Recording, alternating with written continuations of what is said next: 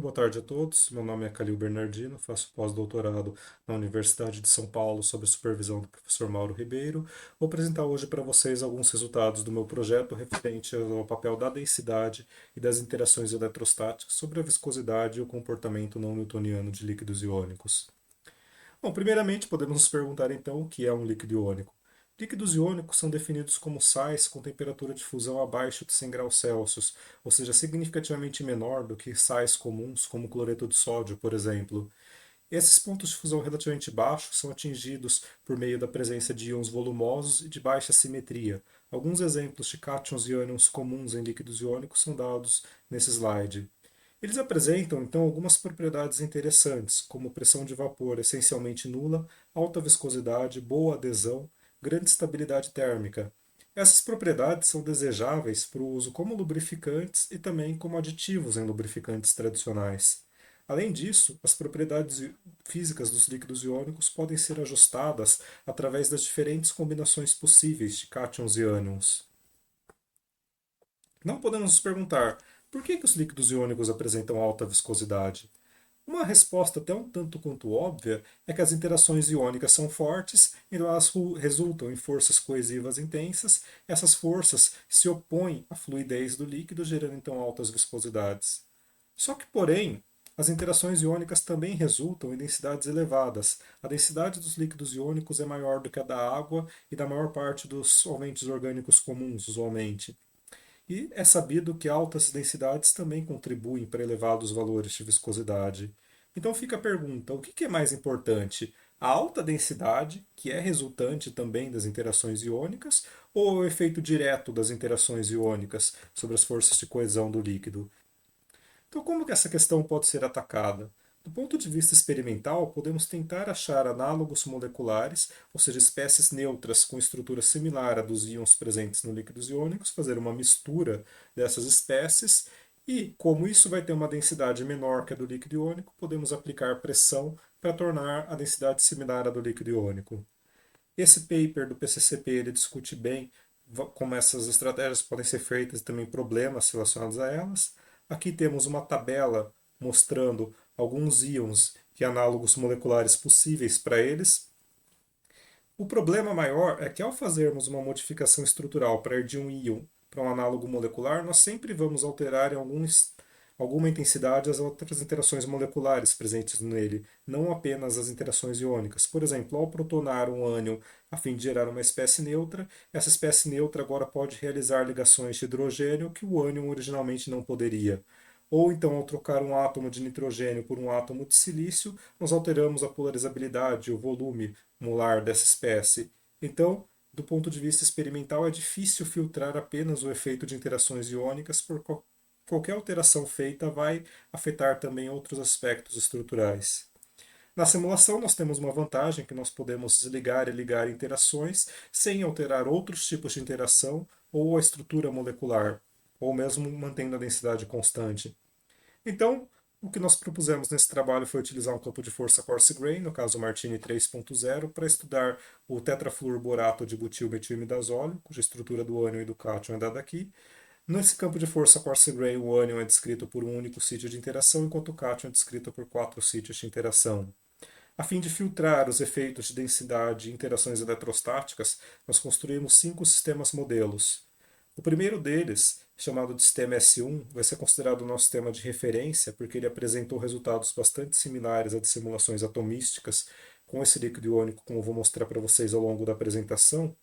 Ele apresenta uma constante elétrica relativa de 5 para atenuar as interações eletrostáticas, e esse sistema resulta numa densidade elevada, como esperado para um líquido iônico.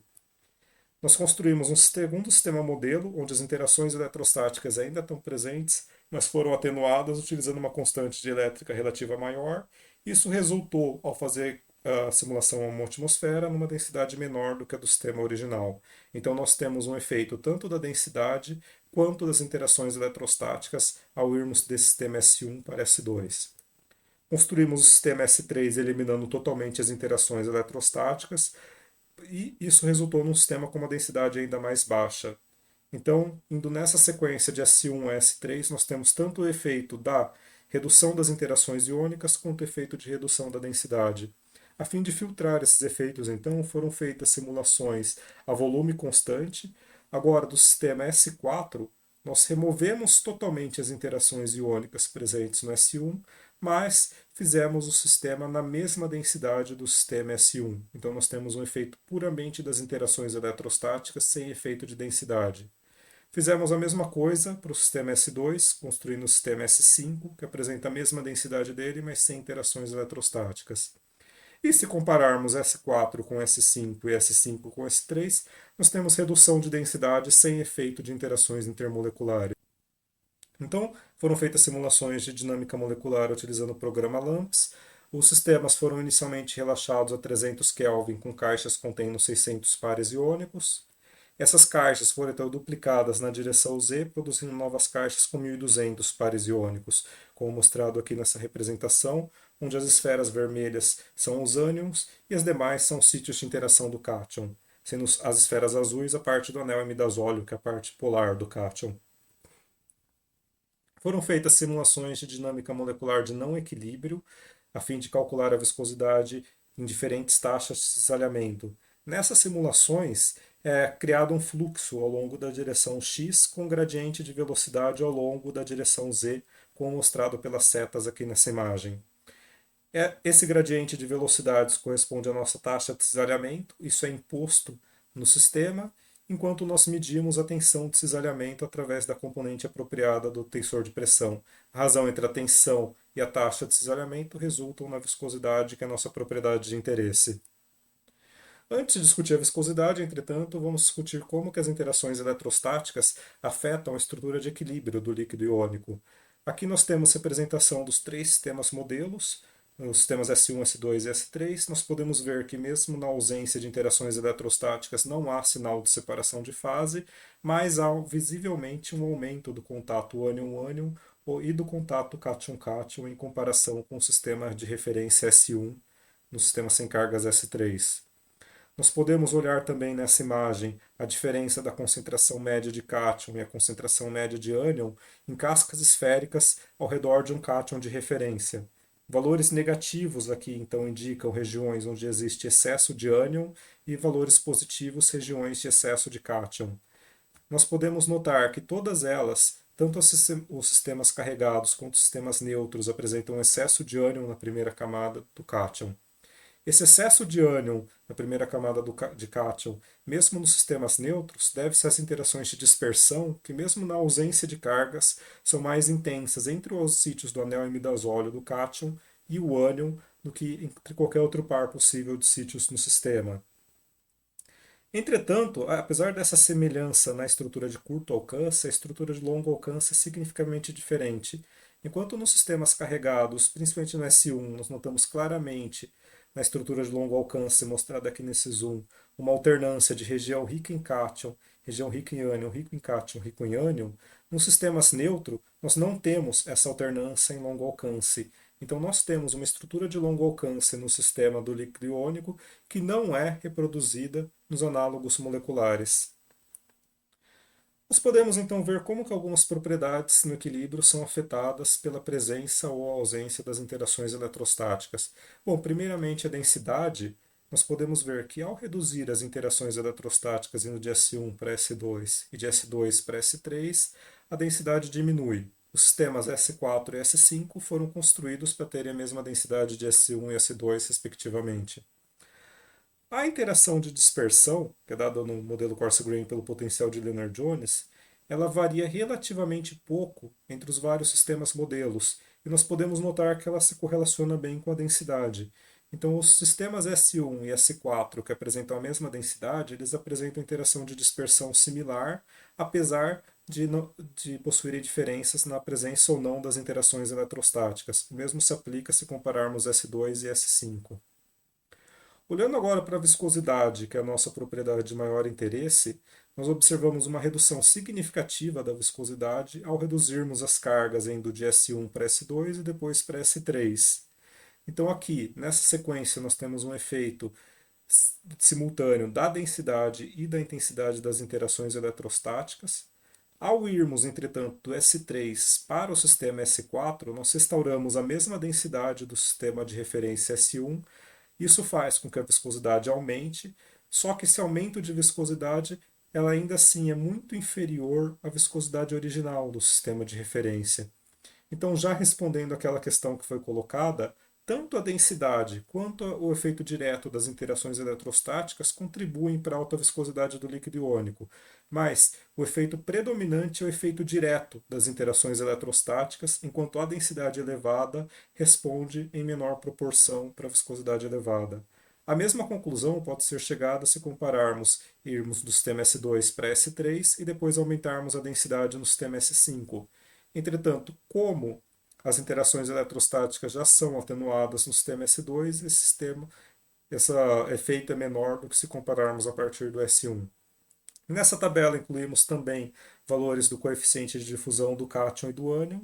Eles resultam na tendência inversa da viscosidade, ou seja, conforme a viscosidade diminui, o coeficiente de difusão aumenta.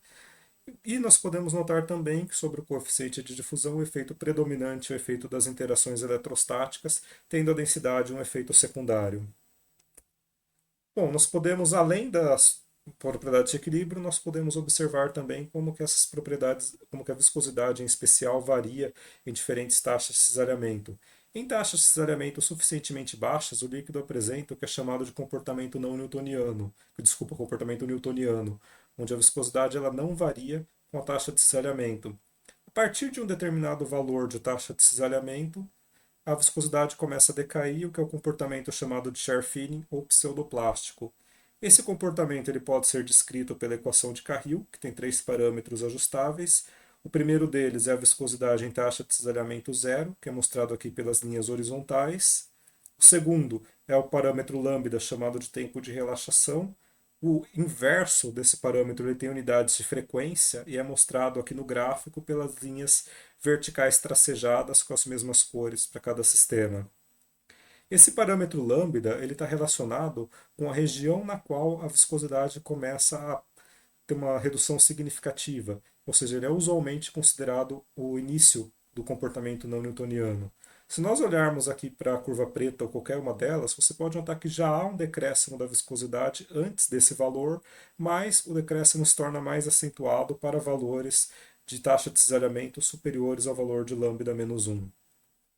E por fim, o parâmetro n, ele é chamado de coeficiente lei de potência, ele está relacionado ao quão rápido essa curva, quão rápido a viscosidade decai a partir do início do comportamento não newtoniano. Bom, comparando então os diferentes sistemas, nós incluímos aqui a curva roxa, que são resultado de simulações atomísticas com campo de força polarizável para esse mesmo líquido iônico, e nós podemos notar que o nosso sistema S1, ou seja, o Martini, com aquela constante elétrica relativa de 5, ele descreve muito bem os resultados do sistema atomístico. Então ele reproduz tão bem o líquido iônico quanto uma simulação atomística reproduziria. Por isso que nós consideramos ele o nosso sistema de referência. Ao atenuarmos as interações eletrostáticas indo para a curva vermelha ou eliminarmos totalmente indo para a curva verde, nós notamos que a viscosidade em taxa zero diminui, mas a região onde o comportamento não newtoniano começa, ela é arrastada para taxas de cisalhamento maiores. Então, ou seja, o líquido iônico ele apresenta uma maior viscosidade, as interações iônicas geram uma maior viscosidade, mas a viscosidade começa a diminuir em taxas de cisalhamento mais baixas do que no análogo molecular. Ao aumentarmos a densidade, nós temos o efeito oposto. Aumentando a densidade, nós trazemos isso de volta com o início do comportamento não newtoniano para taxas de cisalhamento mais baixas, mas não recuperamos totalmente. Então, novamente, nós vemos que o comportamento não newtoniano também é governado principalmente pelas interações eletrostáticas, o efeito direto delas, apesar de que a densidade tem um efeito secundário. Bom, nós podemos ver então rapidamente como que a taxa de cisalhamento afeta a estrutura nos vários sistemas. Podemos olhar para a distribuição radial cation-ânion. Aqui é dado para cada sistema uma imagem mostrando o zoom na estrutura de curto alcance da primeira camada e na estrutura de longo alcance. As diferentes curvas são diferentes taxas de cisalhamento. Nós podemos notar que os máximos se tornam menos intensos, a diferença entre máximos e mínimos diminui à medida que aumentamos a taxa de cisalhamento, ou seja, as camadas de coordenação vão se tornando menos intensas. Isso foi observado também em simulações atomísticas que nós publicamos nesse trabalho, e o que nós podemos notar é que o efeito no sistema carregado ele é mais intenso e começa em taxas de aceleramento mais baixas para a estrutura de longo alcance do que na estrutura de curto alcance. Enquanto nos análogos moleculares neutros, isso se torna um pouco diferente. A estrutura de longo alcance e a de curto alcance passam a variar em taxas de aceleramento similares e com intensidades também similares. Como conclusão, então, tanto o efeito direto das interações iônicas quanto o aumento de densidade devido a elas contribuem para a alta viscosidade dos líquidos iônicos, mas o efeito direto das interações é predominante. Os análogos moleculares também apresentam comportamento não newtoniano em taxas suficientemente elevadas, mas só em taxas de areamento mais altas do que dos líquidos iônicos, mesmo que sejam mantidos na mesma densidade. Bom, gostaria de agradecer então ao FAPESP e ao CNPq pelo apoio financeiro, à Universidade de São Paulo, ao Laboratório Nacional de Computação Científica pelos recursos computacionais, à organização do Congresso pela oportunidade de estar apresentando aqui e a todos vocês pela atenção. Obrigado.